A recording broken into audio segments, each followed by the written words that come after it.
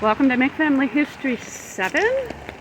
I'm here in Williamsburg and I'm revisiting a topic that we talked about some time ago. It's the Michel family who married into the Thomas family, who's part of my family.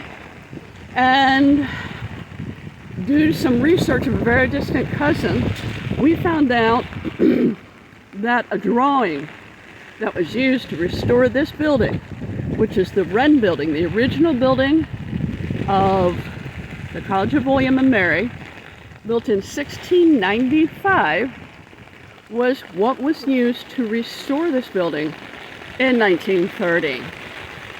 So Franz Ludwig Michel, or Michael, came in from Switzerland, or thereabouts, in 1702 on an exploration journey to bring over people of